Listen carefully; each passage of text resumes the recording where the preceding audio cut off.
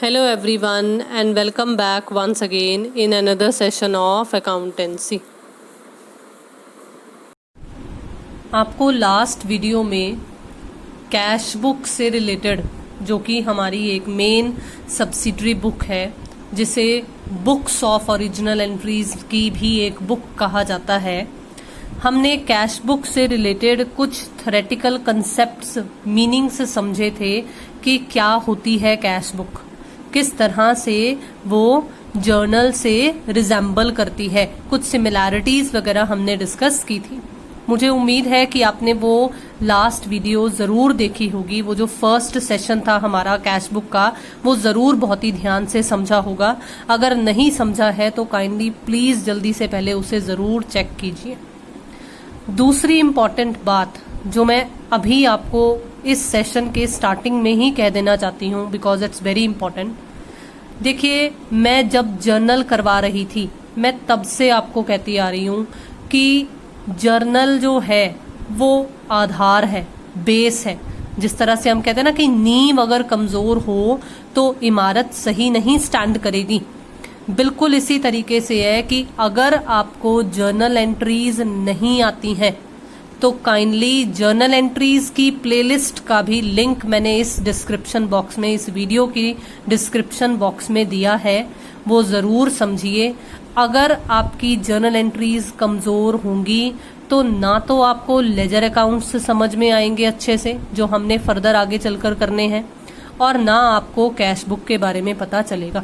अगर हमें journal entries आती हैं, कैश बुक हमें बहुत ही आसानी से समझ में आ जाएगी, और कैश बुक अगर समझ में आ गई तो जर्नल एंट्रीज तो बहुत ही ज्यादा, लेजर अकाउंट्स तो बहुत ही ज्यादा आसान हो जाएंगे। तो आज, क्योंकि मैंने आपको लास्ट वीडियो में एक हिंट दिया था कि there are various types of cash book, तो आज हम हमारी टाइप्स ऑफ कैश बुक में सबसे पहली टाइप डिस्कस करेंगे। सबसे पहले थ्योरेटिकल पॉइंट ऑफ व्यू से कि वो क्या है, फिर उसके बाद हम इसका एक प्रैक्टिकल क्वेश्चन, सिर्फ एक प्रैक्टिकल क्वेश्चन भी अटेम्प्ट कर देखेंगे।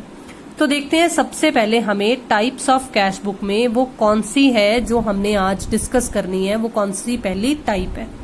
देखिए, सबसे पहली टाइप ऑफ कैश बुक है single column cash book. Column क्या होते हैं? ऐसे रोज होती है ना, और जो इस तरह से स्तंभ होते हैं वो हमारे कॉलम्स होते हैं। तो हमने जो आज कैश बुक बनानी सीखनी है या समझनी है वो है सिंगल कॉलम वाली कैश बुक, जिसे वन कॉलम कैश बुक भी कहा जाता है।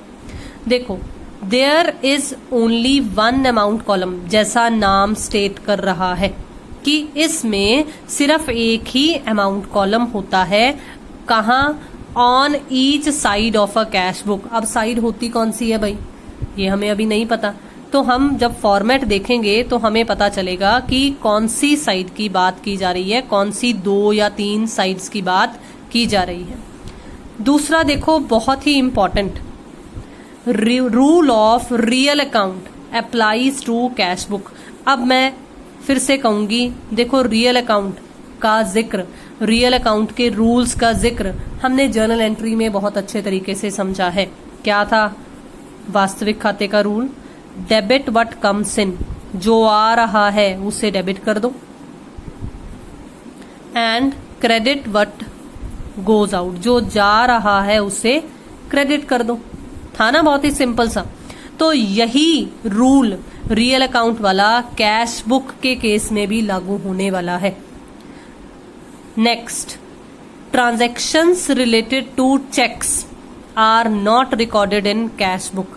देखो, चेक से रिलेटेड जब कुछ ट्रांजैक्शंस होती हैं, तब आपको फिर से मैं कहूंगी कि जर्नल एंट्रीज के दौरान आपको समझाया गया था कि बैंक एग्जिस्टेंस में आता है, लेकिन ये कैश बुक है, इसमें सिर्फ एक ही कॉलम शो किया जा रहा है, कैश वाला। इसमें सिर्फ एक ही कॉलम शो किया जाएगा, सिर्फ कैश वाला, तो बैंक भी इसमें शामिल नहीं होगा। तो इसलिए अगर हमें कोई चेक रिसीव हो रहा है, अगर हम किसी चेक की पेमेंट कर रहे हैं, तो उस वक्त कोई भी ट्रांजैक्शन, उस तरह की कोई भी ट्रांजैक्शन हमारी इस सिंगल कॉलम कैश बुक में रिकॉर्ड नहीं होगी। याद रखना, मैं आपको जो ये पॉइंट्स बता रही हूँ वो सिंगल कॉलम कैश बुक के अंडर बता रही हूँ, तो आप अपने आप यहाँ पर एडिशन कर सकते हो। Side of a single column cash book, फिर से यहाँ पर 2 सिंगल कॉलम कैश बुक, फिर से थर्ड पॉइंट में भी कि ये transactions in single column cash book record नहीं होती। कौन सी वाली? जो चेक्स से रिलेटेड हो। अब देखो बहुत ही ध्यान से, एंट्रीज रिलेटेड टू डिस्काउंट्स। अब हमने डिस्काउंट्स भी पढ़े हैं, हमने पढ़ा है ट्रेड डिस्काउंट नाम की एक कंसेप्ट होती है, कैश डिस्काउंट्स होते हैं, कैश डिस्काउंट। सब नाम तो है, कैश लिखा तो हुआ है नाम इसमें कैश, लेकिन कैश डिस्काउंट्स किस तरह से एग्जिस्टेंस में आते होते हैं जर्नल एंट्री की फॉर्म में, या तो डिस्काउंट अलाउड की फॉर्म में या डिस्काउंट रिसीव्ड की फॉर्म में। तो इसलिए हमने इन्हें भी नहीं रिकॉर्ड करना, क्योंकि सिंगल कॉलम कैश बुक में सिर्फ एक ही अमाउंट कॉलम बनता है, डिस्काउंट्स के कॉलम नहीं बनते हैं।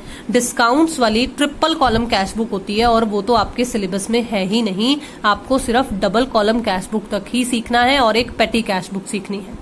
तो इसलिए आपको डिस्काउंट्स वाले के केस में कंफ्यूज होने की जरूरत ही नहीं है। हाँ, ट्रीटमेंट जरूर आएगी, न्यूमेरिकल फॉर्म में या कैलकुलेशंस की फॉर्म में एडजस्टमेंट जो होनी है वो जरूर होगी, लेकिन हमने उसे अपनी कैश बुक में कहीं पर भी शो नहीं करना है।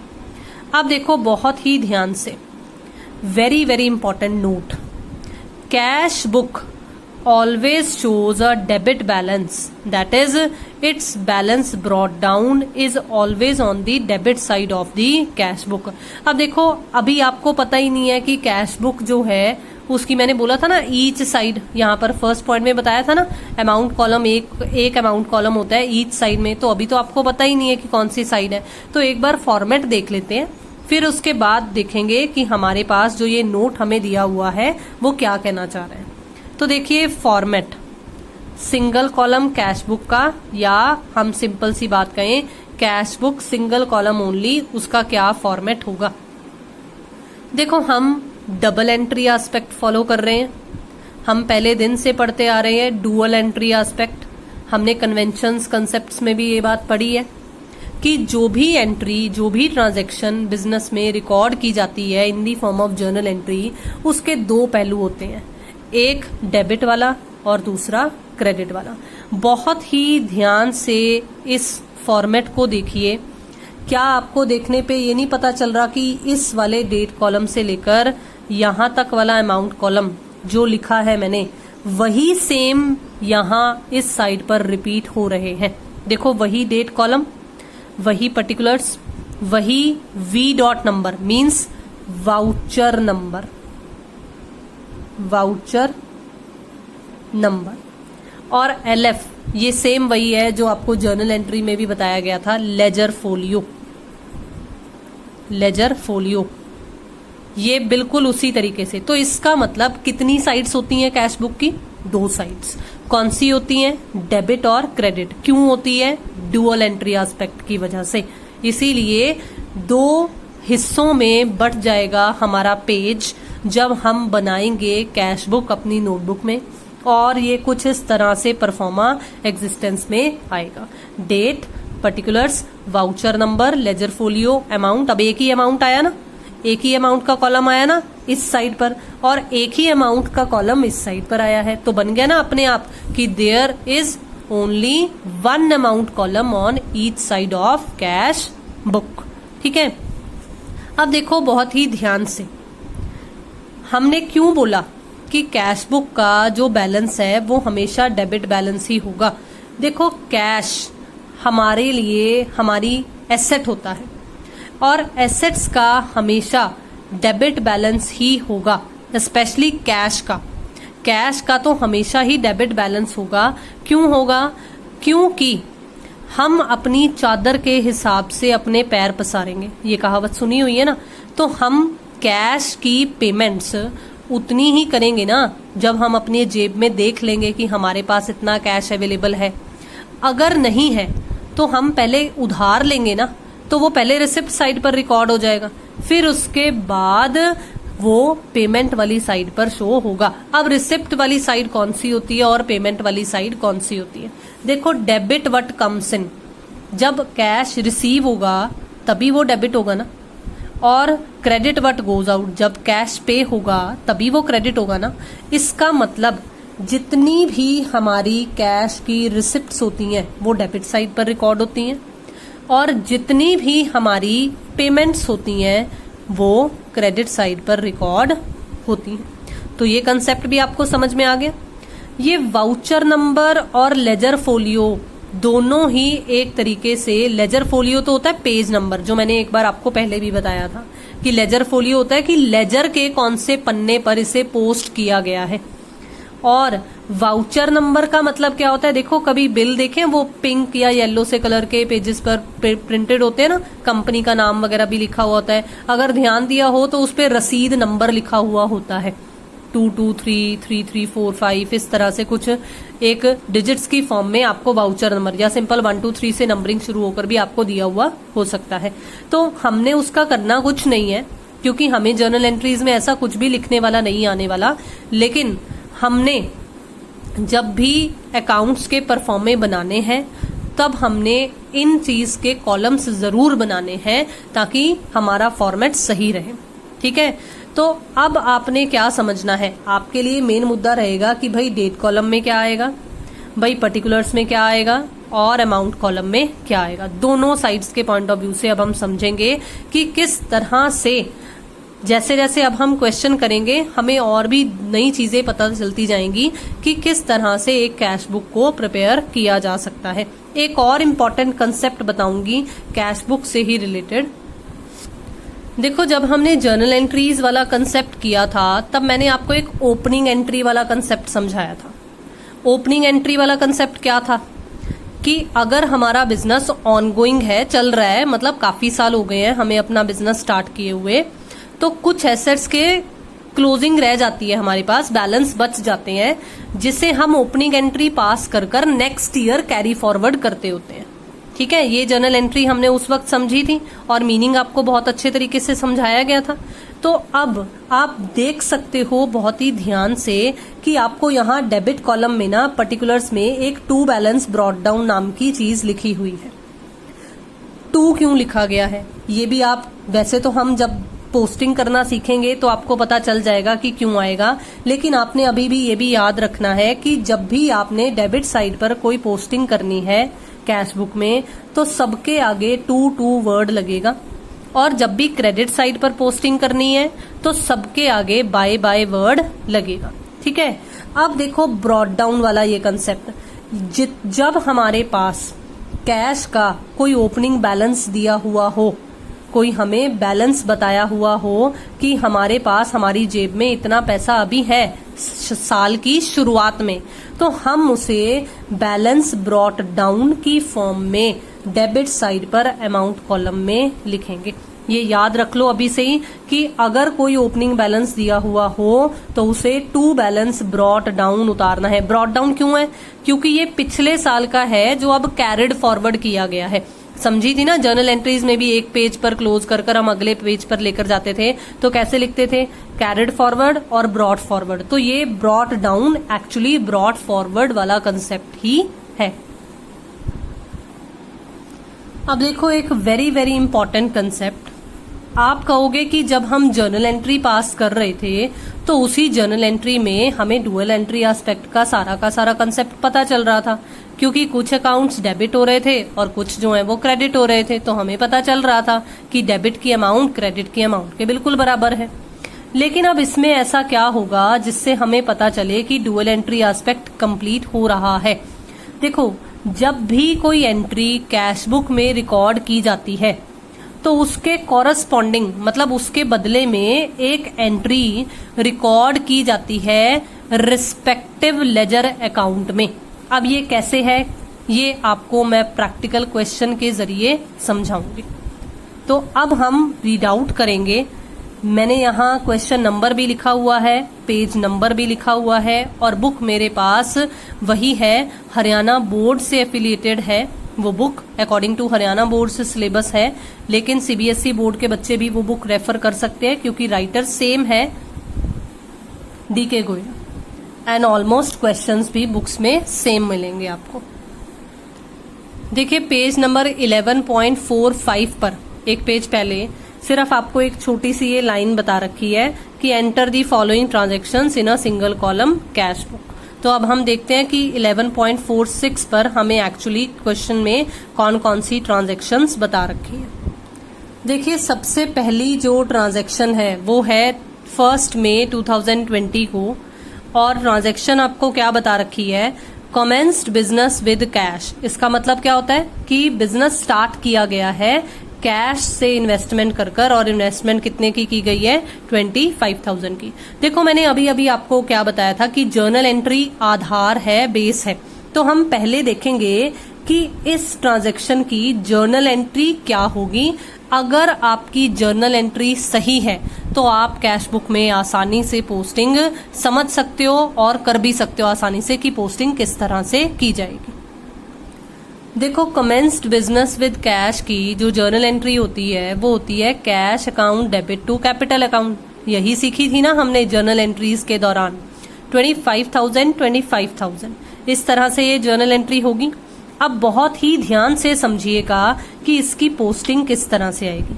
देखो, कैश बुक में एंट्री तब आएगी जब जर्नल एंट्री में कैश अकाउंट एग्जिस्टेंस में आए। अगर जर्नल एंट्री में कैश अकाउंट एग्जिस्टेंस में नहीं आया है तो कैश बुक में कोई जर्नल एंट्री नहीं आएगी, सॉरी, कोई पोस्टिंग नहीं होगी। ठीक है। अब क्योंकि कैश अकाउंट डेबिट हुआ है, मतलब कैश अकाउंट एग्जिस्टेंस में आया है, तो देखो अभी अभी मैंने आपको क्या समझाया था कि हमारी कैश बुक की एक डेबिट साइड है और एक क्रेडिट साइड है। जब कैश अकाउंट डेबिट साइड पर लिखा हुआ आया है, कैश अकाउंट डेबिट लिखा हुआ है आया है, तो इसका मतलब है आपने कैश बुक की डेबिट साइड पर, बहुत ही ध्यान से फिर से दोबारा से देखो, कैश अकाउंट डेबिट है तो कैश बुक की डेबिट साइड पर लिखा क्या आएगा, जो उसके ऑपोजिट में लिखा हुआ है। क्या लिखा हुआ है ऑपोजिट? To capital account. देखो बहुत ही ध्यान से, मैंने अभी अभी आपको क्या बताया था कि डेबिट साइड पर आप जो भी लिखोगे आगे वर्ड टू लिखा हुआ आएगा, तो ऑटोमेटिकली देखो अपने आप टू लिखा हुआ आगे।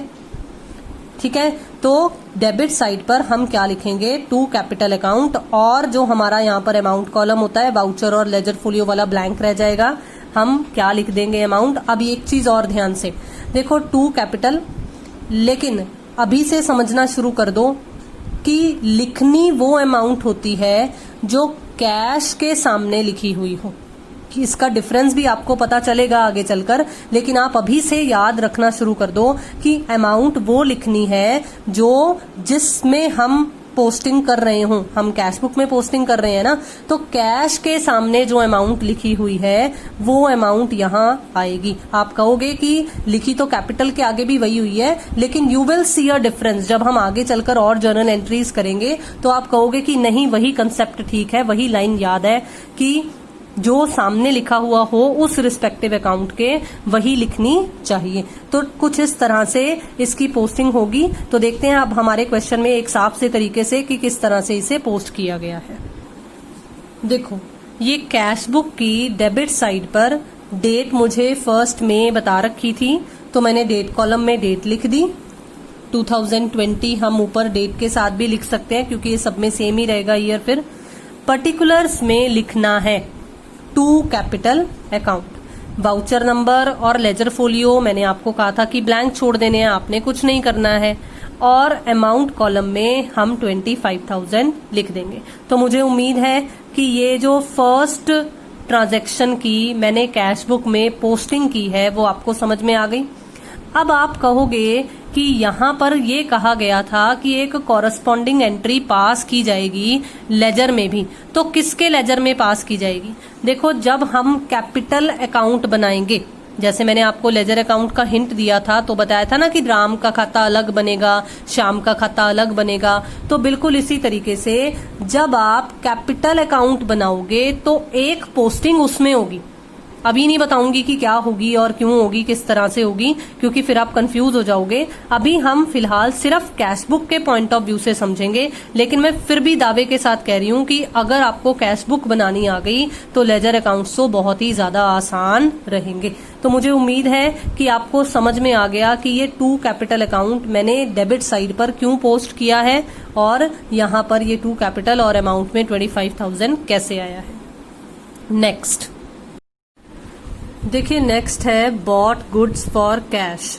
अब मैं ना आपको पहले सारी की सारी जर्नल एंट्रीज सिखाऊंगी। वैसे तो हमने सीखी हुई हैं, मैं तो कहूंगी कि आप खुद जर्नल एंट्रीज एक बार ट्राई कीजिए, वीडियो को पॉज कीजिए, क्वेश्चन नोट कीजिए, खुद जर्नल एंट्रीज ट्राई कीजिए, फिर मेरी जर्नल एंट्रीज के साथ टैली कीजिए कि क्या आपने सही जर्नल एंट्रीज की हैं या नहीं। क्योंकि अगर आपकी जर्नल एंट्रीज सही होंगी देन ही आपका ये कैश बुक का क्वेश्चन सही हो पाएगा। सो सेकेंड एंट्री जो कि है बॉट गुड्स फॉर कैश ₹10,000, इसकी जर्नल एंट्री किस तरह से होगी। देखो, हम गुड्स परचेज कर रहे हैं तो इसकी जर्नल एंट्री होगी purchases account debit to cash account. मुझे उम्मीद है कि ये जर्नल एंट्री आपको समझ में आ गई। 10,000 से हमारी ये जर्नल एंट्री हो जाएगी जो कि 3 मई की ट्रांजैक्शन है। अब देखो, 3 मई को ही हमें कैरेज दिया हुआ है, मतलब एक तरीके से ये मान सकते हैं हम कि जो हमने ये माल खरीदा है इस पर हमें भाड़ा देना पड़ा है, किराया देना पड़ा है, तो कैरेज सॉर्ट ऑफ पे करना पड़ा है। तो ये कितना है 200। तो इसके लिए हम क्या एंट्री पास करेंगे, हमने सीखा हुआ है ना, इस पे नॉमिनल अकाउंट का रूल लगेगा, तो आएगा carriage account debit to cash account 200। ठीक है, ये वर्किंग नोट्स का काम है, हमें सिर्फ कैश बुक बनाने के लिए कहा गया है, तो इसीलिए मैं इस तरीके से रफ में आपको ये जर्नल एंट्रीज बनाकर दिखा रही हूँ। अब देखो, सोल्ड गुड्स फॉर कैश। अब इस बार सेल्स की एंट्री है, तो अगर मैं 4 मई की जर्नल एंट्री करूं ट्रांजैक्शन की सोल्ड गुड्स फॉर कैश की, तो वो क्या होगी, वो होगी cash account debit to sales account. ठीक है, अब ये कितनी अमाउंट की है, ये है 6,000 की, तो मैं 6,000 से ये जर्नल एंट्री पास कर दूंगी। ठीक है, ये 3 मई की थी, ये भी 3 मई की थी और ये 4 मई की ट्रांजैक्शन थी। अब देखो, 10 मई को हमें क्या बता रखा है, रिसीव्ड फ्रॉम राम। राम का नाम पहले कहीं नहीं था, अब आया है और हमें राम से कुछ मिले हैं पैसे, तो कैश हमारे पास आया है। जर्नल एंट्री क्या बनेगी 10 मई की, cash account debit to Ram account, क्योंकि राम गिवर है। ठीक है, तो अब इसकी जर्नल एंट्री कितने अमाउंट से होगी, हमारे पास अमाउंट है 1,000, तो 1,000 से हम ये जर्नल एंट्री पास कर देंगे। अब देखिए बहुत ही ध्यान से, 12 मई को है पेड टू शिव कुमार, इसमें रिसिप्ट थी, इसमें पेमेंट है, और शिव कुमार को हमने कितनी पेमेंट की है, शिव कुमार को हमने पेमेंट की है 2600 की। या तो आप इस तरह से यहाँ पर भी लाइन लगा सकते हैं या स्केल से लाइन लगा सकते हैं, ताकि आपकी अमाउंट जो है वो कहीं से भी गलत ना हो। तो 1 2 3 4 5 6 1 2 3 4 5 6। ठीक है, तो 2600 की ये अमाउंट है और इससे हमने शिव कुमार को पेमेंट करनी है और डेट है 12 मई की। तो जब मैं 12 मई की ट्रांजैक्शन पास करूंगी जर्नल एंट्री, तो वो होगी Shiv Kumar account debit to cash account, क्योंकि हमें ऐसा कुछ नहीं लिखा हुआ कि चेक के थ्रू पेमेंट की है, सिर्फ पेमेंट ही लिखी हुई है। तो जब इस तरह से कंसेप्ट दिया हुआ हो तो हमने क्या करना होता है, हमने कैश के थ्रू ही एंट्री पास करनी होती है। ये सब कंसेप्ट्स मैंने आपको जर्नल एंट्री जब सिखाई थी तब बताए थे कि अकेला अगर इंडिविजुअल का नाम दिया हुआ हो या फर्म का नाम दिया हुआ हो तो वो क्रेडिट बेसिस वाली ट्रांजैक्शन होती है, उसे हमने इस बार कैश बुक में इग्नोर करना है, क्योंकि कैश बुक में तो सिर्फ कैश से रिलेटेड ट्रांजैक्शंस लेनी है, क्रेडिट तो लेनी ही नहीं है। बिल्कुल इसी तरीके से अगर आपको इस तरह से दिया हुआ हो, अब इसमें साथ में कैश नहीं लिखा हुआ ना, रिसिप्ट और पेमेंट ही लिखा हुआ ना, तो इसे कैश नेचर की ट्रांजैक्शंस मानना है। और कुछ ट्रांजैक्शंस ऐसी भी होती हैं जिसमें हमें कैश भी लिखा हुआ होता है और साथ में नाम भी दिया होता है किसी पार्टी का। तो आपको मैंने क्या समझाया था कि उस वक्त हमने कैश को प्रेफरेंस देनी है और ये मानना है कि ये हमारी कैश की नेचर की ट्रांजैक्शंस हैं। आपको आपकी इस बुक में कुछ इंपॉर्टेंट नोट्स की फॉर्म में ये 2-3 बातें लिखी हुई भी मिल जाएंगी थ्योरेटिकल पॉइंट ऑफ व्यू से। तो अब अगर मैं मूव ऑन करूं हमारी नेक्स्ट ट्रांजैक्शन की तरफ, वो है 15 मई को कैश सेल्स।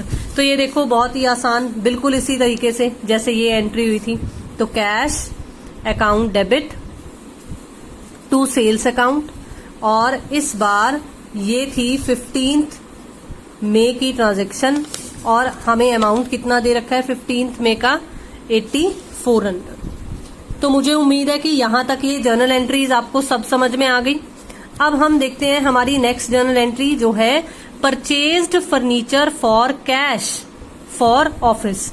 हमने फर्नीचर परचेज किया है कैश बेसिस पर ऑफिस के लिए। जब भी ये ऑफिस है या पर्सनल के लिए है, यूज के लिए, ये बहुत इंपॉर्टेंट चीज होती है, क्योंकि अगर वर्ड पर्सनल यूज लिखा हुआ आ जाए, जैसे आप देख सकते हो यहाँ 28 में लिखा हुआ है, तो उस केस में ये ड्राइंग्स क्रिएट करता है, लेकिन जब ऑफिस वाला हो तब नहीं करता। तो एंट्री क्या आएगी, पहले मैं अमाउंट चेक कर लेती हूँ। 18 की हमारी अमाउंट है 5000, तो ये एंट्री होगी 18 मई को furniture account debit to cash account 5000। तो मुझे उम्मीद है कि ये आपको समझ में आ गया। अब देखो, अब अगर हम आगे मूव ऑन करें तो पेड फॉर एडवर्टीजमेंट, तो ये क्या है, एक्सपेंस होता है ना। तो ये क्या एंट्री आएगी, advertisement account debit to cash account. ठीक है, अब ये है कितनी एडवर्टीजमेंट हमारी, ये है 500 की। तो हम 500 से इस पर्टिकुलर एंट्री को यहां फिल करेंगे। आप अगर चाहो तो आप वर्किंग नोट्स में ये जर्नल एंट्री का बनाने के लिए, लिखने के लिए प्रॉपर जर्नल एंट्री का परफॉर्मा भी बना सकते हो। अब देखो 20 मई को ये एडवर्टीजमेंट वाली एंट्री थी और बहुत अच्छे तरीके से देखो 20 मई को हमें क्या एंट्री दे रखी है, एक क्या ट्रांजैक्शन दे रखी है, purchased goods from Mahesh on credit. देखो अब इसकी ना जर्नल एंट्री कर देखो कि इसकी जर्नल एंट्री क्या होगी। हमने महेश से गुड्स परचेज किए हैं क्रेडिट बेसिस पर, कैश पर तो नहीं किए ना, लेकिन इसकी जर्नल एंट्री तो होगी ना। हम इसकी जर्नल एंट्री करें क्योंकि हमने रिकॉर्डिंग तो करनी है इस 20 मई वाली ट्रांजैक्शन की। तो 20 मई को ही ये जो परचेज वाली क्रेडिट वाली है वो क्या होगी, purchases account debit to Mahesh account, क्योंकि महेश देने वाला है, देने वाले को क्रेडिट करते हैं, क्रेडिट दी गिवर। अब देखो कहीं भी इस जर्नल एंट्री में आपको कैश का जिक्र आया, ना तो डेबिट में आया ना ही क्रेडिट में आया। तो इसीलिए मैं आपको बहुत अच्छे तरीके से ये समझाने की कोशिश कर रही हूं कि अगर आपकी जर्नल एंट्री सही है तो आपकी पोस्टिंग सही होगी। अगर आपने यहां गलती से purchases account debit to cash लिख दिया और इसे गलती से कैश बुक में पोस्टिंग कर दी तो आपका क्वेश्चन गलत हो जाएगा। तो अगर आपकी जर्नल एंट्री सही है तो आपकी कैश बुक भी सही बनेगी, क्योंकि अभी आपके लिए ये कंसेप्ट थोड़ा न्यू है रिलेटिवली। आपको डायरेक्ट पोस्टिंग करना अभी नहीं आता, डायरेक्ट पोस्टिंग भी हम कर सकते थे। अगर मैं आपको जर्नल एंट्री ऐसे ना कर दिखाती, सीधा ही कैश बुक में पोस्टिंग बता देती तो भी हो जाता क्वेश्चन, लेकिन अभी आपके लिए ये कंसेप्ट समझना जरूरी है। तो अब हम देखेंगे जब हम कैश बुक बनाएंगे कि इस एंट्री को पोस्ट ही नहीं किया जाएगा। यू कैन चेक कि आपके क्वेश्चन में यहाँ एंड में आंसर में नोट में लिखा ही हुआ है कि 20 मई को जो ये ट्रांजैक्शन है क्रेडिट परचेज वाली, इसे कैश बुक में कोई एंट्री की फॉर्म में पोस्ट नहीं किया जाएगा। अब देखो पेड टू महेश, ये अब आएगी क्योंकि इसमें कैश एग्जिस्टेंस में आएगा। तो 24 मई को हमने जब महेश को पेमेंट करनी है तो एंट्री आएगी Mahesh account debit to cash account. ठीक है, तो हम अब इसकी पोस्टिंग करेंगे। अब सबसे पहले देखो बहुत ही ध्यान से, ये कितने की थी, ये 4000 की ट्रांजैक्शन है, इसको 4000 यहाँ लिख देंगे। मैंने उसकी लिखी नहीं है अमाउंट क्योंकि वो कैश बुक में आने वाली नहीं है, तो मैंने स्किप कर दिया अमाउंट को। अब बहुत ही ध्यान से देखिए पेड वेजेस, तो वेजेस पे करने की एंट्री क्या होती है, wages account debit to cash account. कितना अमाउंट है 400, तो जल्दी से लिख लीजिए wages account debit to cash account 400, I think 400 ही था, यस 400। देन है 27th में रिसीव्ड फॉर कमीशन। अब रिसिप्ट है तो कैश अकाउंट इस बार डेबिट हो जाएगा और जर्नल एंट्री क्या बनेगी,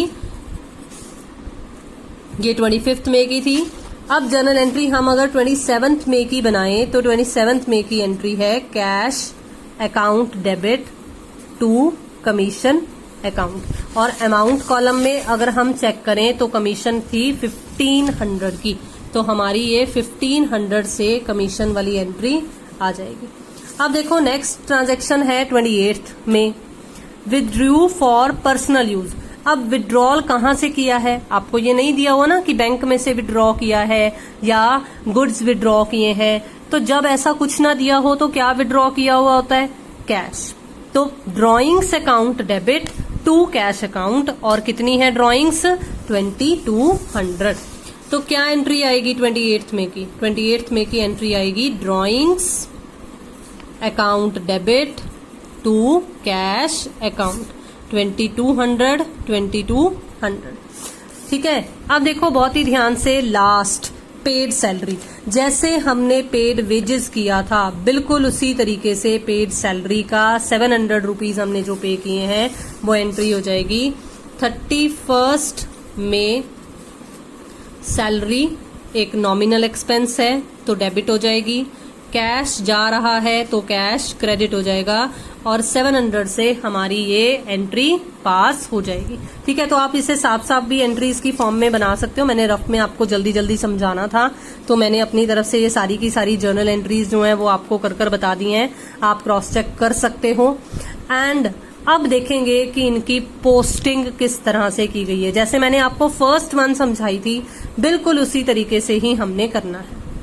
तो मैं कहूंगी कि आप अपनी ये जो जर्नल एंट्रीज आपने जहां की है वो पेज जरूर अपने पास साइड में रखिए, फिर मैं जैसे जैसे समझाती जाऊंगी वैसे वैसे आपको पोस्टिंग पता चलती जाएगी कि कैश बुक में कैसे पोस्टिंग करनी है। अब देखिए, अब ये हमारी कैश बुक है। मैं आपको टू कैपिटल किस तरह से लिखा आया था ये मैंने आपको समझा चुकी हूं, मैं ऑलरेडी ये आपको बता दिया। अब देखो, अब देखते हैं कि किस तरह से क्रोनोलॉजिकल ऑर्डर के हिसाब से, क्रोनोलॉजिकल ऑर्डर मतलब डेट वाइज। देखो 1 मई के बाद हमारी जो नेक्स्ट ट्रांजैक्शन थी वो 3 मई को थी ना, और हमने जर्नल एंट्री क्या की थी, purchases account debit to cash account. तो देखो कैश इस बार क्या हो रहा है, क्रेडिट हो रहा है ना, टू साइड पर आ रहा है ना, तो इसका मतलब इस बार जो पोस्टिंग होगी वो कैसे होगी, कैश की क्रेडिट साइड पर, क्योंकि इसमें टू कैश का मतलब क्या होता है कि ये क्रेडिट में, तो इस बार होगा कैश की क्रेडिट साइड पर लिखा क्या आएगा, जो उसके ऑपोजिट क्या है, परचेजेस। और हमने अभी अभी थोड़ी देर पहले रूल्स के फॉर्म में क्या पढ़ा है कि डेबिट साइड पर जो चीजें आती हैं उनके आगे 22 लगता है, और क्रेडिट साइड पर हमने जो भी आइटम्स लिखनी होती हैं उनके आगे बाय बाय वर्ड लगता है। ठीक है, तो अब हम क्या करेंगे, यहाँ पर बाय परचेज, बाय बाय हो रहा है, ठीक है, टाटा बाय बाय हो रहा है, कैश जा रहा है, तो इसलिए बाय वर्ड लगा दो। ठीक है, बाय परचेजेस अकाउंट, तो बाय परचेजेस लिख के जितना अमाउंट था परचेजेस के कैश के सामने, सॉरी, जैसे आपको कैपिटल के केस में बताया था बिल्कुल उसी तरीके से कैश के आगे 10,000 लिखा है तो हम 10,000 यहाँ पर लिख देंगे कि हमने 10,000 की परचेजेस की है। इसका दूसरा पहलू जो होगा वो परचेजेस अकाउंट में पोस्ट हो जाएगा। ठीक है, अब देखो बहुत ही ध्यान से, 3 मई की पोस्टिंग कर दी। 3 मई को ही एक और ट्रांजैक्शन थी जो थी कैरेज वाली। अब देखो जैसे ये पोस्ट की है बिल्कुल उसी तरीके से ये पोस्ट हो जाएगी। इस बार भी यही रूल बन रहा है कि कैश की क्रेडिट साइड में, लेकिन पोस्ट क्या होगा, बाय कैरेज अकाउंट। तो देखो बाय कैरेज अकाउंट सेम वही 3 मई थी तो मैंने डू कर दिया और अमाउंट लिख दिया जितना हमने पे किया है। आपको यही रूल बताया ना कि जितनी भी कैश की रिसिप्ट्स हैं, जहां से भी पैसा आ रहा है वो सारे के सारे डेबिट साइड पर नोट होंगे, और जहां से भी पैसा जा रहा है वो सारी की सारी क्रेडिट साइड पर नोट हो जाएंगे। आप कुछ क्वेश्चंस जब इस तरह से करना शुरू करोगे तो धीरे धीरे आपकी इतनी प्रैक्टिस हो जाएगी कि आप डायरेक्टली कैश बुक में ही पोस्ट कर लिया करोगे। जर्नल एंट्री अपने दिमाग में कर आपको इस तरह से जर्नल एंट्रीज भी रफ में करने की जरूरत फिर नहीं पड़ेगी। अब देखो फोर्थ में कैश अकाउंट डेबिट। अब इस बार क्या हो रहा है, कैश डेबिट, तो कैश की डेबिट साइड में लिखा क्या आएगा, जो उसके ऑपोजिट यानी कि सेल्स। तो देखो टू सेल्स मैंने लिख दिया। बिल्कुल इसी तरीके से देखो अब 4 मई के बाद 10 May cash account debit to Ram. तो फिर से देखो कैश डेबिट है, तो देखो मैंने 10 मई को क्या किया हुआ है, टू राम अकाउंट, और अमाउंट कॉलम में अमाउंट लिख दिया। 10 मई भी हो गया। अब देखो 12th Shiv Kumar account debit to cash. अब इस बार कैश क्या है, क्रेडिट, तो क्रेडिट में कैश की क्रेडिट साइड में लिखा क्या आएगा, जो डेबिट में है, तो क्या लिखा आएगा, बाय शिव कुमार अकाउंट। मुझे उम्मीद है कि ये आपको समझ में आ रहा है अब, ठीक है। अब देखिए 15th में कैश अकाउंट डेबिट, तो कैश की डेबिट साइड में लिखा क्या आएगा, टू सेल्स अकाउंट, तो देखो टू सेल्स लिख दिया। बिल्कुल इसी तरीके से देखिए 18th में furniture account debit to cash, तो कैश की क्रेडिट साइड, क्योंकि इस बार कैश क्रेडिट है, कैश की क्रेडिट साइड लिखा क्या आएगा, बाय फर्नीचर अकाउंट, तो बाय फर्नीचर अकाउंट। बिल्कुल इसी तरीके से देखिए अब 18 मई के बाद 20 मई एडवर्टीजमेंट वाली थी जिसमें कैश इन्वॉल्व था, लेकिन ये जो क्रेडिट परचेज थी वो नहीं आएगी, मैं ऑलरेडी आपको बता चुकी हूँ। तो बाय एडवर्टीजमेंट के हिसाब से पोस्टिंग कर दो बस, क्योंकि कैश जा रहा है तो बाय एडवर्टीजमेंट अकाउंट पोस्ट हो गया। बिल्कुल इसी तरीके से अब जब 20 मई की ट्रांजैक्शन भी हमने पोस्ट कर ली, 20 मई के बाद आ गया 24 मई। 24 मई को हमने महेश को पेमेंट की है, तो फिर से देखो कैश क्रेडिट में है, तो लिख दो यहाँ पर बाय महेश अकाउंट, ठीक है। फिर से देखो 24 मई के बाद 25 मई वेजेस पे कर रहे हैं हम टू कैश की फॉर्म में, तो यहां पर अब क्या होगा, बाय वेजेस अकाउंट, ठीक है। अब देखो बहुत ही ध्यान से 27th